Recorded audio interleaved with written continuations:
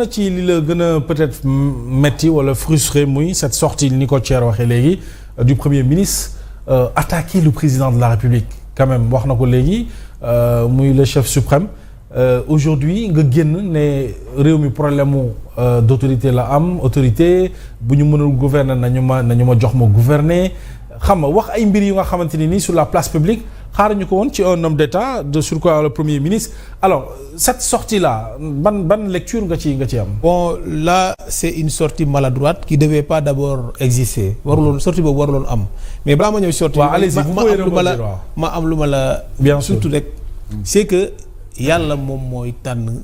njiit dëgg la de. mais la coalition comment dire encore la candidature du président Bassirou Diomaye Diakhar Faye dañ ko waroon a saborder dans les parrainages waruloon génn. oui parce que si le choix que Sonko a fait sur Bassirou était sincère. Sonko allait utiliser les parrainages des députés pour valider candidature am mu 100%. waaw on a tous les députés. Absolument. Pour faire passer la candidature du président Diomaye mu gën a yomb. donc bu fekkente ne da ko wiiriloo ci ay parrainages c'était que da ko doon saborder. affaire yi jàll ñu bloqué ñu ne am na kii yu manqué gis nga bu ñu ne am nañu ay parrains yu manqué.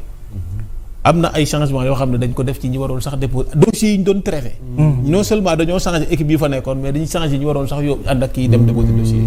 parce que on li ñu déposé yaakaaroon nañ ne baax na bu ñu nee baaxul à ce point gars yi ne non def leen dang est-ce que amul ñu saboté. ñu changé équipe yi sans ñu wax leen dara changé ñii sans ñu wax leen dara bàyyi ba dossiers yi ñu jël ko ba mu xam ne fu mu gën a wóor gars yi jël dossiers yi teg fee jël yee tugal.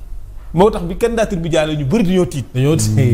parce que ils étaient pas prêts pour que cette candidature passe si on veut dire la vérité. bu Diomaye. waaw am na ñoo xam ne dañuy def sabotage maanaam dañoo jël parrainage bi ñu dugaloon parrainage bi ñu dugaloon même parrainage populaire dafa waroon jàll. mais il y a eu des sabotages dessus. maintenant bi ñu nee dafa manqué gars yi waxuñu dara mais dañoo def parrainage boo xam ne bu set la ci li manqué ñu téye ko jàpp seen jàmbur woo ñële ñu andi.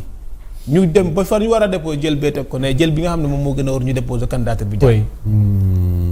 donc loolu ça explique que choix bi ñu def ci Diomaye c'était pas sincère. Au cas où la woon. Damboj mu ne temps yooyu Diomaye du candidat Sonko Damboj wax ko. non du Damboj wax na ko ñëpp wax nañ ko Sonko. c'était pas son candidat xam nga lan la woon Sonko daf ne woon Guy Marius Sagna tu passes pour 6 mois 1 an. nga génn comme transition. Guy Marius Sagna dafa bañ proposition Sonko boobu ce qui fait que xam nga dañ ne Sonko mooy Diomaye Sonko dafa jël ci xolam maanaam jël benn candidat non. Sonko dafa def baara yëgoo. suñu waxalee yàlla te yàlla tax Sonko dafa def baara yëgoo maanaam dafa dem ba bëgg a jot ci réew mi xam ne mënatu cee jot. qu'est-ce qu'il a fait mu teg benn plan. woo Guy Marius Sagna tegal ko woo keneen tegal ko woo Diomaye tegal ko woo keneen ainsi de suite woo Habib Sy ci boppam tegal ko Habib Sy nag dafa jouer double jeu. dafa jouer ak gars yi dem jouer ak Macky Sall. yaa ngi comprendre. donc li jeu bi mu doon jouer mooy Sonko nangu woon na bu Habib Sy duggee mën na def transition. après moom mu daal di koy seetal mu dem mais en un instant gars yi dem ci Sonko ne Habib Sy bés bu nekkee président du def lu mu wax. ay bési Habib jotoon. waaw voilà donc c'était pas prudent. donc c'était pas prudent Habib Sy nekk kii mais loolu bi gars yi demee ba nga xam nañ ne moom fu mu nekk nii parrainage député yi jàll na. ci la ko gars yi daw na ko Habib Sy bés bu nekkee kii wóorul léegi nag ci la gars yi ñëw dawaat ñëw defaraat commission bi pour candidature Diomaye bi jàll. moo tax ma ne la li am. protocole mooy baara yëgoo. baara yëgoo protocole bu amee. Cheikh Thioro yow xam na ko boobu Cheikh Thioro moo génne protocole am na. ñoom ñëpp génne protocole bu amee baara yëgoo la. cela veut dire que nit ki mënatoo dem nga ne bàyyil ma teg plan diw yaakaar naa ñii dinañ ma respecté. ñooñu respecté wul la kenn far mu jàll. léegi nag nga ne moo man bàyyi ma dem campagne tu fais la campagne yàlla def ñu gagné présidentielle bi nga bëgg.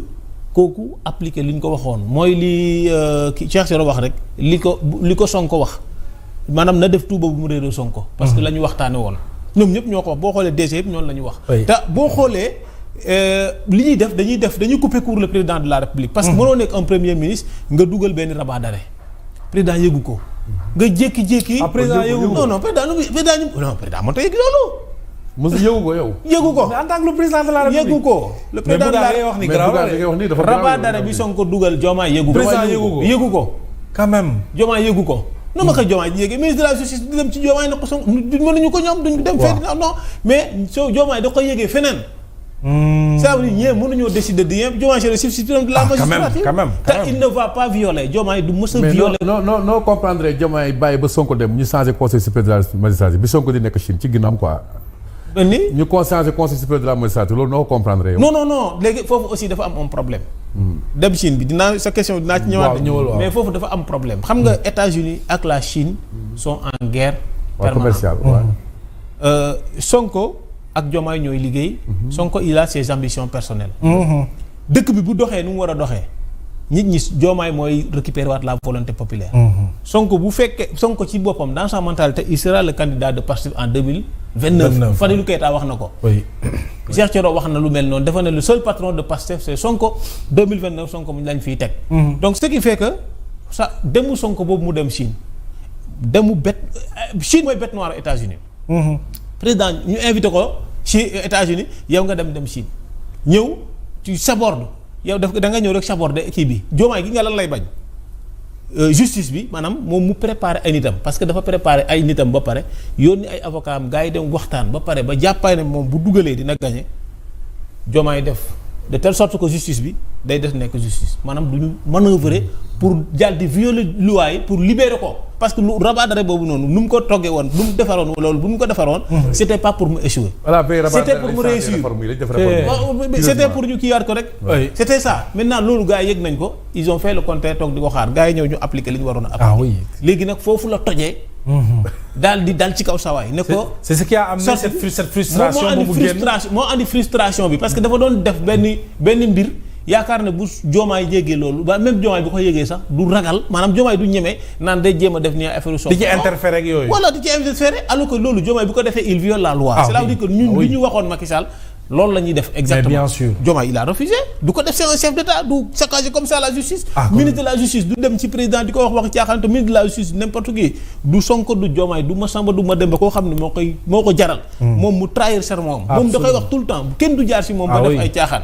alors ça dafa bëgg a laver boppam génn gi nga tey bu Sonko setoon Sonko bu nekkoon ne ci justice toppewuñ ko dara. qu'il peut se présenter en 2029 waaw toppewuñ ko dara. barki yàlla suba mu démissionné dem yoon.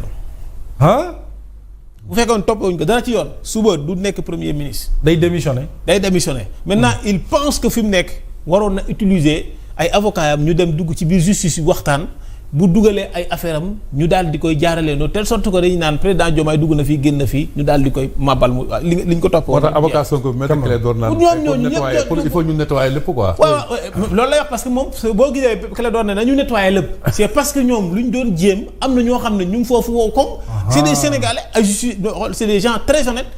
waxul nettoyer c'est que li mu wax dafa ne nettoyer mais non c'est pas nettoyer c'est enlever la bonne personne. pour mettre la personne qui sera d'avis avec ce que veut le premier ministre. c'est-à-dire yow defaluñu la li nga bëgg rek. nga ne magistrat yi ne ci système bi ba léegi ña nga foofu. c'est une justice pour l'intérêt du premier ministre Ousmane Sonko. loolu la bëgg moom une justice qui répond aux aspirations du premier ministre Ousmane Sonko. quand même Sonko dafa bëgg ñu reprendre ay procès léppam ñu effacé ko mu toog jàpp njàmburam moo tax bu mu génnee xar qu'est-ce qu'il a dit sur la sortie amul kilifa.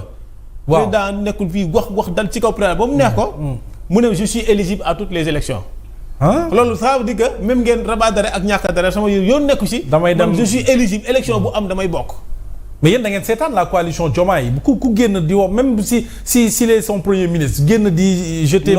quelque part le discrédit sur le président de la République. boo xoolee élection législative yi. waaw nu mu demee rek nga xam ne saa waay il veut devenir le président de la République coûte que coûte. Déthié Fall bu demoon coalition ñoom Barthélémy Dias il allait sortir député. Déthié naroon naa nekk député. oui c'est un bon opposant. ah oui mu dal ci kaw délai genre maa la ëpp kirib ndax Déthié Fall xëcc ko wete ko ci wet.